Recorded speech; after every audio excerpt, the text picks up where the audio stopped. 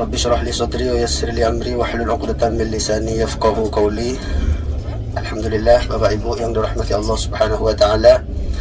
Pada pagi hari ini, Bapak Ibu, kita semua ditakdirkan oleh Allah Subhanahu wa taala untuk menginjakkan kaki di negara Arab Saudi. Sekarang sedang berada di kota Jeddah, di Bandara King Abdul Aziz, yang akan melanjutkan perjalanan menuju ke kota Mekah Al-Mukarramah untuk melaksanakan inti dari tujuan ibadah kita, yaitu ibadah umrah.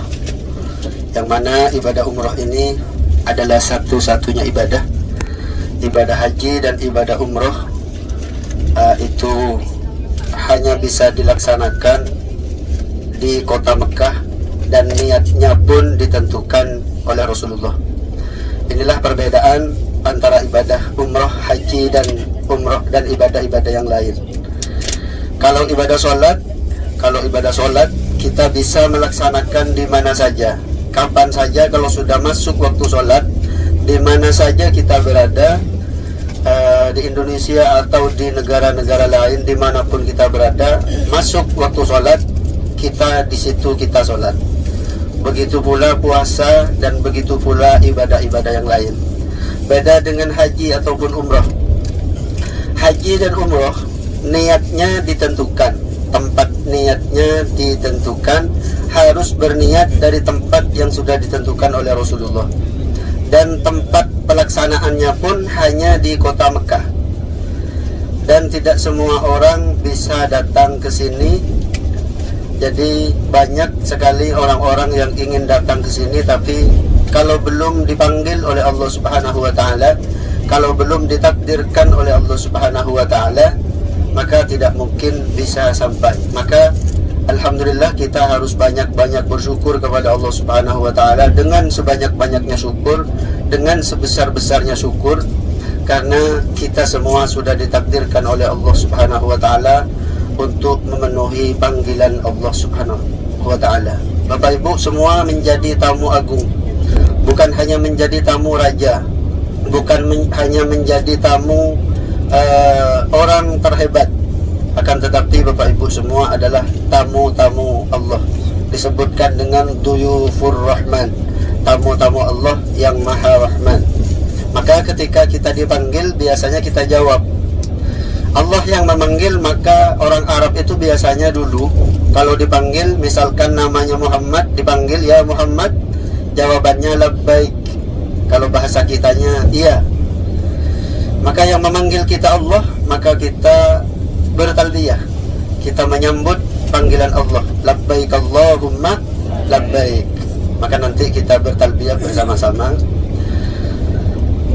Kita sudah niat, tadi kita sudah niat, karena umrah itu ada 5 rukun. Umrah itu ada 5 rukun. Rukun artinya tiang.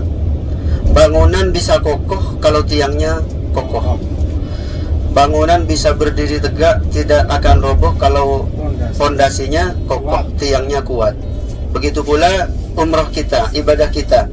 Innamal a'malu asyariyatu binniyat. Semua pekerjaan, semua amal tergantung pada niat kita. Niat kita tanamkan di hati, lillahi ta'ala. Wa atimmul hajjah wal umrata lillah. Sempurnakan haji dan umrahmu hanya karena Allah Subhanahu wa ta'ala, tidak ada yang lain. Maka dalam talbiyah itu disebutkan, innal hamda wan ni'matah laka wal mulk. Yang patut disembah, yang patut dipuji, yang patut diagungkan hanyalah Allah Subhanahu wa ta'ala. Kita semua tidak ada apa-apanya. Ditandai dengan pakaian kita, khususnya untuk bapak-bapak. Ketika kita berihram, ketika kita ingin masuk ke kota Mekah, ingin melaksanakan haji ataupun umrah, maka dari tempat mikot itu kita sudah berpakaian ihram, dan pakaiannya sama, tidak ada pilihan. Yang besar, yang kecil, yang luar biasa, yang biasa, yang pejabat, yang kiai, yang ustadz, semuanya sama, tidak ada bedanya. Kata Allah Subhanahu wa ta'ala, ya ayyuhan nas inna khalaqnakum min dzakarin wa unsa wa ja'alnakum syu'uban wa qabaila lita'arufu inna akramakum indallahi atqakum. Aku jadikan manusia laki-laki dan perempuan, kata Allah Subhanahu wa taala, bersuku-suku, berbangsa-bangsa, untuk tujuannya lita'arufu, untuk saling kenal mengenal. Maka izinkan saya untuk memperkenalkan diri. Nama saya Hasbullah. Saya asli dari Madura, Pulau Garam, Jawa Timur ya, tetanggaan dengan Jawa Tengah. Alhamdulillah saya ditugaskan untuk menemani Bapak Ibu, untuk mendampingi Bapak Ibu, dan insya Allah mulai detik ini, mulai saat ini, mulai sekarang, insya Allah saya bersama Pak Yuli dan Ibu siapa? Ibu Nur Hikmah akan membersamai Bapak Ibu selama di Hotel Mekah dan nanti dilanjutkan ke Madinah. Jadi kita semua menjadi satu keluarga besar. Kita menjadi saudara di bawah naungan La ilaha illallah Muhammadur Rasulullah. Maka kita jaga kekompakan, saling mengingatkan, saling menjaga. Siapapun yang salah, maka kita harus saling mengingatkan. Dan insya Allah Bapak Ibu, selama di Mekah, di Madinah nanti sampai Bapak Ibu pulang ke Jeddah lagi, insya Allah kami siap melayani Bapak Ibu, melayani kebutuhan Bapak Ibu yang berhubungan dengan perjalanan ibadah kita. Apabila di antara Bapak Ibu ada yang membutuhkan bantuan, ada yang mau ditanyakan, silahkan tanya kepada kami, baik langsung atau di grup, karena setiap program nanti akan diumumkan di grup WhatsApp. Jadi kalau misal ada yang tidak pegang HP, nanti ketika ada pengumuman, mohon saling membantu, saling memberi informasi. Bapak Ibu yang dirahmati Allah Subhanahu wa taala, kita dulu dipanggil oleh Allah Subhanahu wa taala lebih dari 3000 tahun yang lalu. Allah Subhanahu wa taala memerintahkan Nabiullah Adam alaihissalam untuk membangun Ka'bah. Ka'bah itu sekarang lurus. Dulu ada satu bangunan, ada satu makhluk di atas itu bernama Baitul Ma'mur. Apa namanya Bapak Ibu? Baitul Ma'mur. Wal Baitul Ma'mur was Saqfil Marfu. Dalam Al-Quran disebutkan Baitul Ma'mur itu ada di atas. Di saat Nabi Adam dan Siti Hawa ada di surga, Nabi Adam ada di surga dulu, sering melihat para malaikat melaksanakan tawaf di Baitul Ma'mur, berkeliling berputar di Baitul Ma'mur selama 7 kali putaran. Dan setiap hari para malaikat ada 70.000 malaikat. Setelah Nabi Adam dikeluarkan dari surga dan tinggal di dunia, tinggal di atas muka bumi ini, Nabi Adam merasa rindu kepada Baitul Ma'mur. Maka Allah perintahkan Nabi Adam untuk membangun Ka'bah yang posisinya lurus dengan Baitul Ma'mur itu tersebut. Andaikan menjatuhkan batu dari atas, maka batu itu lurus jatuhnya di Ka'bah yang sekarang. Setelah itu Nabi Adam wafat, diganti dengan Nabi Nuh. Nabi Nuh, di masa Nabi Nuh itu terjadi banjir bandang. Yang beriman kepada Nabi Nuh termasuk hewan-hewan yang berpasang-pasangan, yang beriman kepada Nabi Nuh, yang percaya kepada Nabi Nuh, naik ke atas kapal Nabi Nuh. Setelah naik ke atas kapal, maka yang tidak beriman kepada Nabi Nuh, maka Allah turunkan banjir dari bawah keluar air, dari atas hujan yang sangat lebat, angin yang sangat luar biasa. Akhirnya selain orang-orang yang beriman kepada Nabi Nuh, rata semua dengan tanah, maka termasuk Ka'bah. Ka'bah rata dengan tanah, tinggal pondasinya. Setelah Nabi Nuh wafat, datanglah Nabiullah Ibrahim alaihissalam, dan Allah Subhanahu wa taala memerintahkan Nabiullah Ibrahim bersama putranya Nabi Ismail alaihissalam untuk mengangkat bangunan Ka'bah dari pondasi tersebut. Artinya pondasinya masih ada. Allah perintahkan Nabiullah Ibrahim untuk membangun kembali Ka'bah sesuai dengan pondasi yang ada. Wa id yarfa'u Ibrahimul qawa'ida minal baiti wa Ismail. Tatkala itu Allah perintahkan Nabi Ibrahim untuk mengangkat qawa'id. Qawa'id artinya pondasi. Pondasi yang ada, maka Allah perintahkan kepada Nabi Ibrahim untuk membangun kembali, dan Nabi Ibrahim dibantu oleh putranya Nabiullah Ismail alaihissalam. Maka setelah selesai membangun Ka'bah, maka Allah memerintahkan antahhira baiti, maka Allah memerintahkan untuk mensucikan dan membersihkan semua Masjidil Haram, baik dari kotoran, dari berhala, semuanya dibersihkan. Akhirnya Allah memerintahkan Nabi Ibrahim untuk memanggil umat manusia untuk melaksanakan haji ataupun umrah. Nabi Ibrahim naik ke atas bukit atau Jabal Abi Qubais. Jabal Abi Qubais yang dikenal oleh para jemaah Jabal Abi Qubis, Jabal Qubis. Artinya aslinya awalnya nama gunung tersebut Jabal Abi Qubais. Letaknya berada di belakang Bukit Marwah, di belakang tempat sa'i. Ketika selesai sa'i nanti keluar, di situ ada bangunan istana Raja Fahad. Itu awalnya gunung tertinggi di kota Mekah. Nama gunungnya Gunung Abi Qubais. Maka disitulah Nabi Ibrahim naik ke atas, memanggil manusia untuk datang melaksanakan ibadah haji ataupun umrah. Maka setelah itu Bapak Ibu, kita terpanggil yang baru pertama sampai, yang baru pertama melaksanakan umrah datang ke Arab Saudi dan menuju ke kota Mekah hari ini, itu dipanggil oleh Allah Subhanahu wa Ta'ala sejak di masa Nabi Ibrahim. Maka bermacam-macam orang terpanggil, ada yang ditakdirkan tahun sekian, ada yang ditakdirkan tahun sekian. Maka kita semua Bapak Ibu ditakdirkan yang pertama kali ditakdirkan pada tahun 2024 ini. Maka kita termasuk tamu-tamu Allah Subhanahu wa Ta'ala. Ketika kita bertamu, maka kita harus mengikuti aturan-aturan tuan rumah.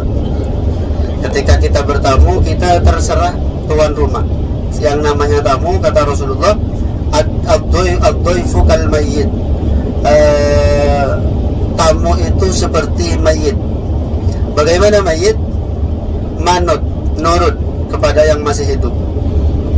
Artinya kita harus manut, harus nurut kepada apa yang diperintahkan Allah dan apa yang menjadi aturan selama kita berada di Mekah ataupun di Madinah nanti.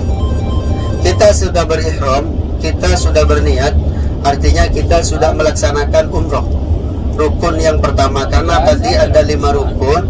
Yang pertama niat, yang kedua tawaf, yang keempat, yang ketiga sa'i, yang keempat tahallul, yang kelima berurutan. Artinya setelah niat kita tawaf, setelah tawaf sa'i, setelah sa'i baru kita memotong rambut. Memotong sebagian rambut, bisa dipotong habis, digundul, bisa dipotong minimal 3 helai rambut yang harus dipotong. Setelah itu kita selesai, maka bebas dari larangan-larangan yang sudah ditentukan oleh Rasulullah. Apa larangan-larangan tersebut? Selain tadi ada rukun, 5 rukun, di situ ada beberapa larangan yang harus Bapak Ibu jauhi, yang harus Bapak Ibu hindari. Yang pertama diantaranya yaitu tidak boleh memakai pakaian yang berjahit bagi laki-laki. Cukup 2 helai kain ihram. Secara umum tidak boleh memakai wangi-wangian, tidak boleh berkata-kata kotor, tidak boleh berdebat, tidak boleh fasik. Jadi tidak boleh berkata-kata kotor, tidak boleh tidak boleh fasik. Fasik artinya tahu kalau itu pelanggaran tapi tetap kita lakukan. Dan tidak boleh juga kita memetik pohon-pohonan, tidak boleh menutup kepala bagi laki-laki, tidak boleh memakai sandal sepatu yang menutup mata kaki. Adapun untuk perempuan tidak boleh, sama persis pokoknya seperti di dalam sholat. Tidak boleh memakai cadar, tidak boleh menutup muka, dan tidak boleh membuka aurat, memperlihatkan aurat walaupun sesama perempuan. Jadi nanti ketika masuk ke hotel, tapi nanti insya Allah kita tidak masuk ke hotel dulu, kita wudhu di lobi hotel, karena memang hotel biasanya ready setelah sholat asar. Jadi nanti kita turun di hotel, kita ambil wudhu dan kita langsung melanjutkan perjalanan ke Masjidil Haram untuk melaksanakan tawaf, sa'i, tahallul sampai selesai. Bapak Ibu yang dirahmati Allah Subhanahu wa taala, larangan-larangan itu tetap dijaga sampai nanti selesai tahallul. Kalau sudah tahallul, nanti maka selesailah rangkaian ibadah umroh kita. Selama di perjalanan Bapak Ibu, kita perbanyak talbiyah, kita mengagung-agungkan Allah. Kita akui kedatangan kita ke tanah haram, ke kota Mekah ini bukan karena kemampuan kita semata, akan tetapi ini semua adalah kudrat dan iradat Allah Subhanahu wa taala. Semua ini adalah takdir dari Allah Subhanahu wa taala, karena kalau Allah belum memanggil, apapun usaha kita, sebanyak apapun harta yang kita miliki, sehatkah kita, mampukah kita, kalau Allah belum menakdirkan, maka akan ada yang menghalangi untuk datang ke tempat ini. Dan sebaliknya ada yang biasa-biasa saja, persiapan kadang belum, uang tidak punya, tapi kalau Allah sudah takdirkan, Allah pasti akan memberikan jalan. Entah itu secara gratis, entah itu dengan cara Allah sendiri. Karena Allah itu yang maha kuasa, Allah yang maha menentukan. Semua tergantung takdir dari Allah Subhanahu wa ta'ala. Allah tidak memanggil orang yang mampu, tapi Allah memampukan orang yang terpanggil. Kalau sudah kata Allah berangkat tahun ini, siapapun yang akan menghalangi, apapun kondisinya pasti akan sampai. Karena kalau Allah mau, innama amruhu idza arada syai'an ayyaqula lahu kun fayakun. Semua milik Allah, semua Allah yang menentukan. Jangankan cuman berangkat ke Mekah, nyawa yang ada di badan kita, kalau Allah sudah kehendaki, kapan saja Allah mau, maka Allah akan ambil. La yastakhiruna sa'atan wa la yastaqdimun. Tidak akan mundur dan tidak akan maju walaupun sesaat.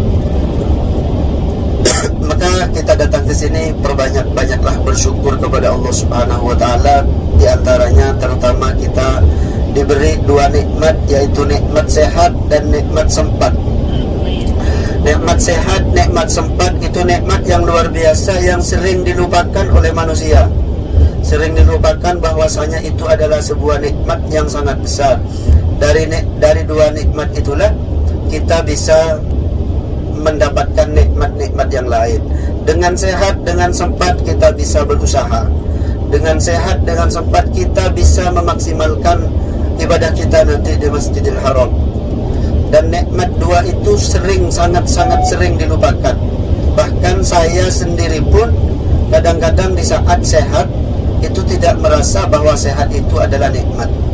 Dan itu memang sudah ditentukan, sudah disabdakan oleh Rasulullah, ni'matani maghbunun fihima katsirun minan nas, as-sihhatu wal faragh. Ada dua nikmat yang sering dilupakan oleh manusia, yaitu dua nikmat adalah as-sihhatu, yang pertama nikmat sehat, wal faragh, dan yang kedua nikmat sempat. Kita sehat tapi tidak sempat, tidak akan terlaksana. Kita punya kesempatan tapi tidak sehat, maka tidak terlaksana juga. Sedangkan kita sekarang Allah berikan dua-duanya. Kita diberi kesehatan, kita diberi kesempatan. Dengan dua nikmat itu kita bisa melaksanakan dan bisa melakukan apa yang kita mau, sesuai dengan ketentuan-ketentuan Allah Subhanahu wa ta'ala. Maka mari kita bersama-sama bertalbiyah. Saya pandu sebentar, setelah itu dilanjutkan sendiri-sendiri. Labbaik Allahumma labbaik,